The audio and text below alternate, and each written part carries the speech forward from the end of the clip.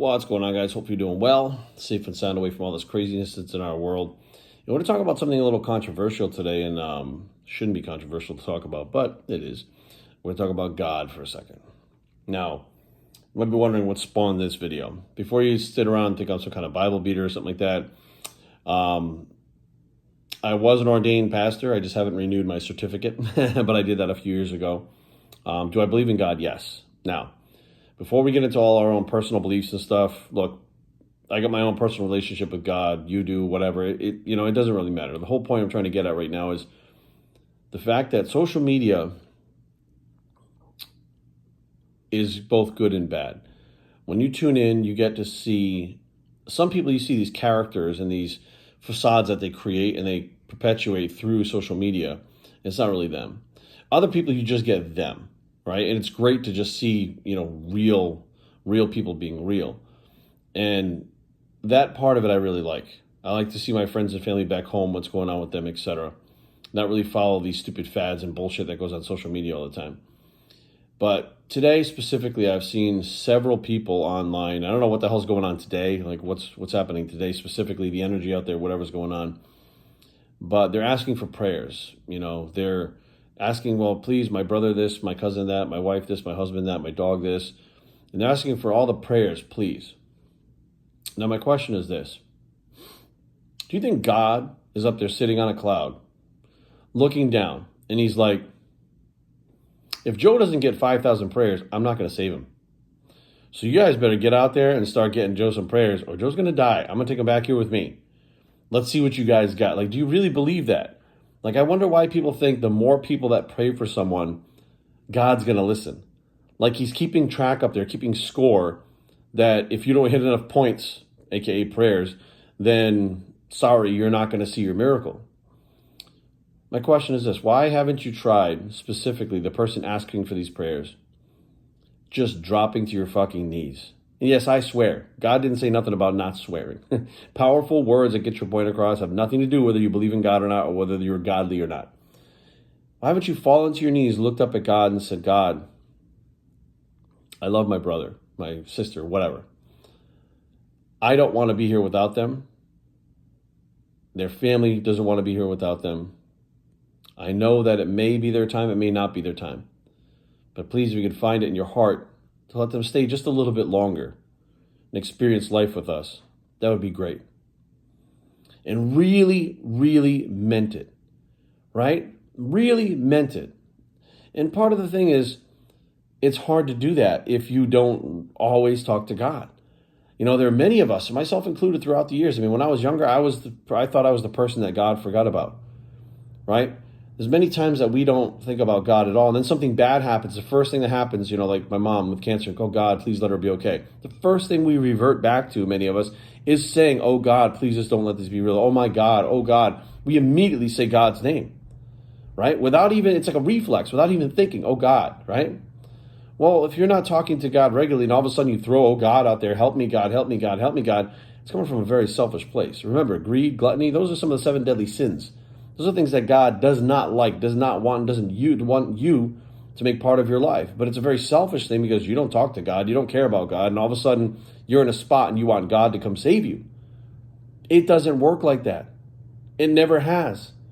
And then all of a sudden you're like, whoa, God, oh my God, my father, oh my God, my mother, oh, friends, I need prayers for my brother and father. You think that God's up there going, well, he hasn't really cared about me his whole life, but now that he's in need, he did round up enough people, so I guess he'll save him. Is that what you think? Is that how you think it works? Interesting, right? I know this is some deep stuff, and a lot of people don't think I think very deeply. They know me as the bodybuilder or the person that you see on here on social media screaming and yelling and causing problems for some people. But these are things that I think about. Why? Because when I was younger, I was raised Lutheran, and I wouldn't say I didn't believe in God, but I was like, God forgot about me. When I would pray for things, I would pray for the things that I wanted, not that I needed. Things that I wanted, things that were materialistic, things that I wanted for the wrong reasons. And of course, I wouldn't get the answer I wanted. I wouldn't get the miracle. So I'd say, well, God forgot about me. If He's really forgot about me, and those negative thoughts that you have, those negative thoughts become things. So then God's up there and He says, well, here's the deal. You don't believe in me. You think I forgot about you, right? But you have all these negative things, and you're doing all these bad things, and you're doing all these sins and all of these things like that. And you think that I forgot about you. So I'm going to give you what you want. You think I forgot about you? I'm going to show you what it's like when I forget about you. And all these bad things happened to me when I was younger. I mean, so many bad things, it was crazy. I was manifesting those things from myself because I didn't believe that there was a God. I didn't believe God was out there watching over me. I didn't believe that he was there to be part of my life to help me make the right decisions. So you make the wrong decisions, and God gave you free will to go out there and make those wrong decisions. And when you make those wrong decisions, you have that negative attitude and you don't believe in God, you keep making more bad decisions, right? And you keep blaming it on the fact that God doesn't love you. God's not real, this, that. You find someone else to blame those on except for yourself. God gave you free will. Those are your own choices that have manifested into things that are bad, right? And then one day I realized the things that I'm talking about right now. You're like, my mom gets cancer. My father's got 24 hours left to live. I'm like, oh my God, please, Dad, be okay. Oh my God, there it is again. I go back to God again. So those are things that I really said, you know what, there's something to this. Like there's something a lot more to this than just reaching out to God when you need something or want something or in need or in pain or whatever the case may be, right? Thus developed my relationship with God. Now, I don't believe there's a guy sitting on a cloud up there. I don't believe that's what God is, with a long white beard that looks like, the Gandalf from, Harry Potter. I don't believe that at all. I'm not sure what it is. None of us really do. We don't know what divine energy looks like. We don't know. Our human minds can't even wrap itself around that to understand what that is. That doesn't mean that you having that positive outlook and speaking to your God on a daily basis and thanking him every day. Literally, I wake up and I say, God, thank you for giving me another day. Not everybody got today. Not everybody got this day. Thank you. And that's just when I start my day, when I wake up in the morning. Some people pray at night before they go to bed. God bless my mom, dad, etc. I pray before every meal. I'm out places, you'll see me bow my head in the middle of conversations, people all around me. I will bow my head. And I say this specific prayer every meal. Dear God, thank you for another day. Thank you to these animals that sacrifice themselves in order for me to survive. Thank you for today, with all the blessings that have come my way. In your name I pray, amen. I say that prayer before every meal, whether it's 3 meals a day, 6 meals a day, whatever it is. Because I mean those words, because I recognize those words, I understand those words. I may be having something bad that's happening to me right now, but that is a lesson that's in my life. There's good and bad, push, pull, light, dark. You don't know the light without the dark. And there are bad things you're going to go through that are lessons for you, right? There are things that, and this is going to sound crazy, but there are things that your family will go through that will be lessons for you to learn. That's how the universe works. Your brother could be laying there right now with cancer dying, and then you're like, I don't care about God. God's not real, whatever the case may be. And finally, you're just like, you're sitting there watching him suffer, and you're like, please, God, just help him. And you finally mean it. You finally realize that there's something else out there besides you and your brother sitting in a hospital while he's dying of cancer. You finally realize there's something more to it. There's something beyond yourself. And once you realize that, that's when you get closer to God. Once you realize this isn't it, right? Even if you're one of those people who's scientific, and science and religion don't go together usually, or science and spirituality don't go together, energy can't be destroyed. It just changes form, which means we can't die. Whatever happens when our bodies cease to exist, we, our soul, our energy, whatever, don't die. So even science, whether you like it or not, is on the same page as spirituality and religion. Now, you don't have to be an organized religion. You don't have to go out every Sunday and go to church. You don't have to, go out there and do food drives or whatever. You don't have to do the things that many organized religions do, because many organized religions take advantage of the people to profit and benefit the people that are running those religions. Okay? This is a fact. But your own personal relationship with God can be your own personal relationship. Every night I pray before I go to bed. Every morning I pray. And it sounds crazy because this wasn't me 10 years ago. This wasn't me 15 years ago. But I looked at myself and I said, I am not the person that God forgot.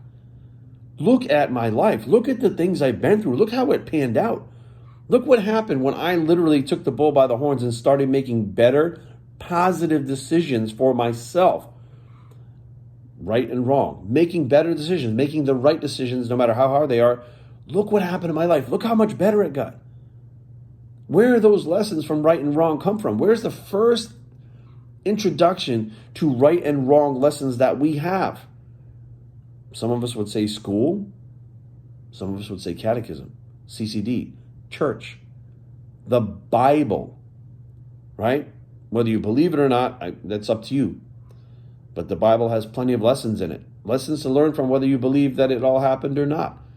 The lessons are in there. And if you could absorb those lessons and get it, if you can make the connection between the things that are said in the Bible and things that go on in your life, you go, man, humans just recycle themselves. We just repeat the lessons over and over again. It's been 1,000 years and we're repeating the same damn lessons.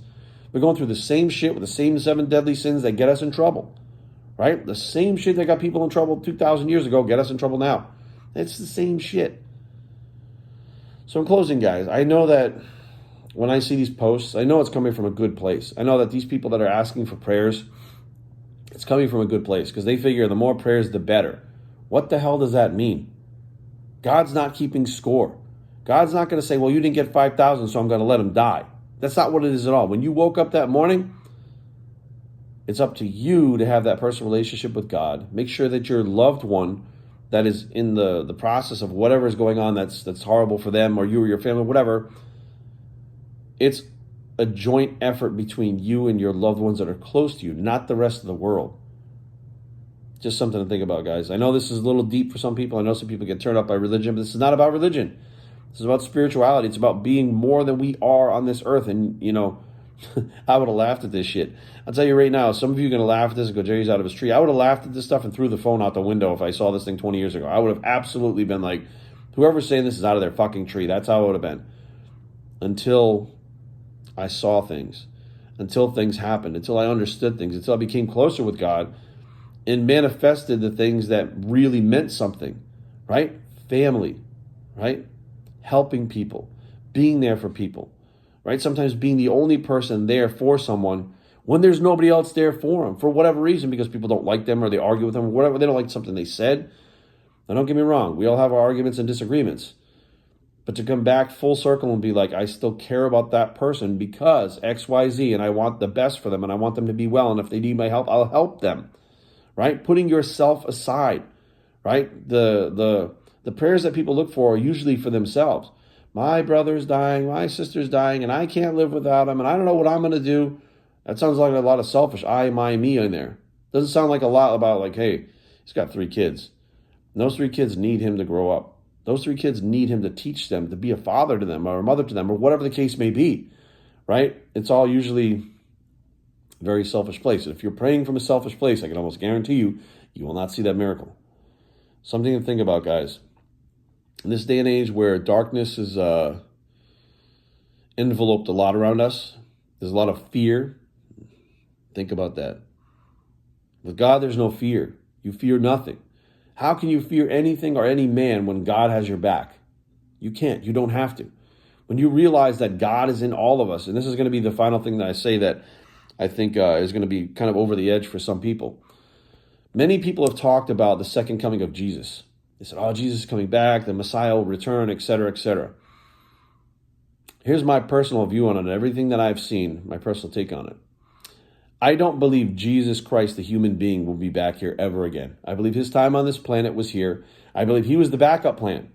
I believe that we were screwing up so bad that God had to send him to straighten us out, period. But the second coming of Jesus is not Jesus himself. The second coming of Jesus is us, every single one of us. When we realize that God created us and is in every single one of us, and so is Jesus, the Father, Son, the Holy Spirit, are in every single one of us. We realize that we're all the same. We're all the same as one another. We're all the same as Jesus. We're all the same of God. We come from the same source. When you realize that, the entire world will be enlightened. And I can't wait to see that happen. Happy Thursday, y'all.